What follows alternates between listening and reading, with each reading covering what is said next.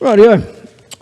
For this one here, we're just going to have a quick look at what we need to do to get past mid-rope knots. Okay, so there's a whole multitude of reasons why we could have knots in the middle of a rope. That's probably a discussion for another time. Fact is, they're there.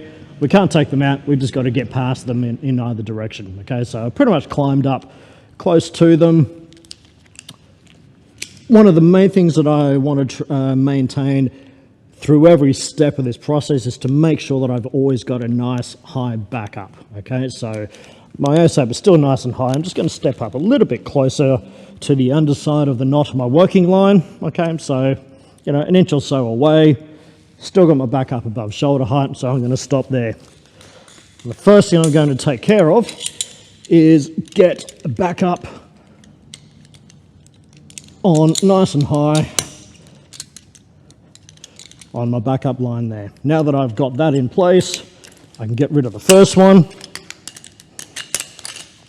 Okay. And once the backup line is taken care of, I can pretty much turn my attention to what I'm doing here on the working line. So nice and easy. I'm hanging in my chest descender at the moment, so I'm going to put my descender on underneath the chest descender first. I'm going to get that in as close as I possibly can to that chest descender and make sure the handle's locked. I'm going to push my backup up as high as I possibly can. I'm moving my hand jammer up nice and high as well. And what I'm going to do next is, nice and easy, I'm going to stand up, get out of my chest descender from below the knot, and then reattach the rope above the knot into my chest descender. So really that descender just went on as a point of attachment while I swapped the chest descender around. Okay, so now that that's done, I'll get the descender back out of the way.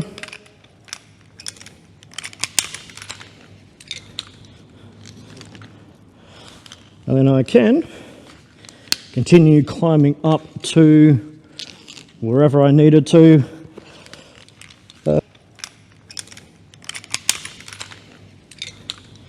Descending down. I'm basically just going to come down until my descender comes up to the knot. Okay, so we'll leave that duck up there nice and high.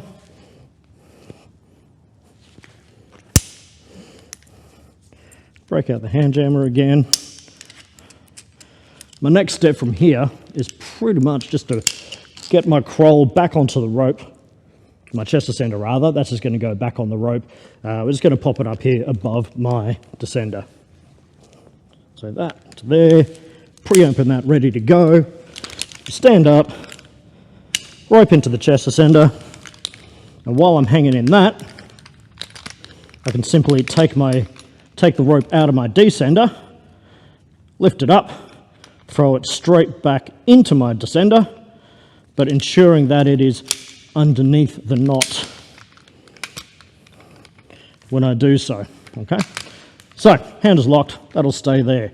Now I can't tighten or I can't get the rope any farther through the descender from here, so I'm actually just going to down climb a little bit on the chest descender until I reach the knot.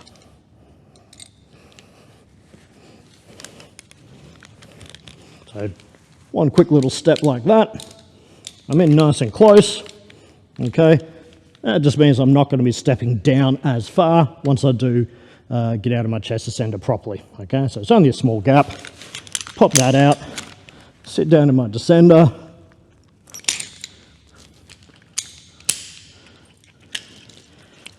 Just a little thing to note here that I still have a backup on nice and high.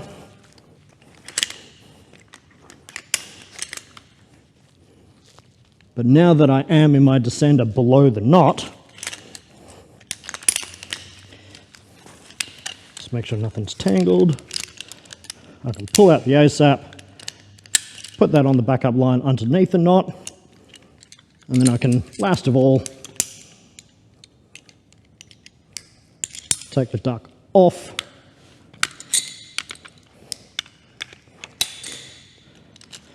And that's got me free and clear back underneath the knots.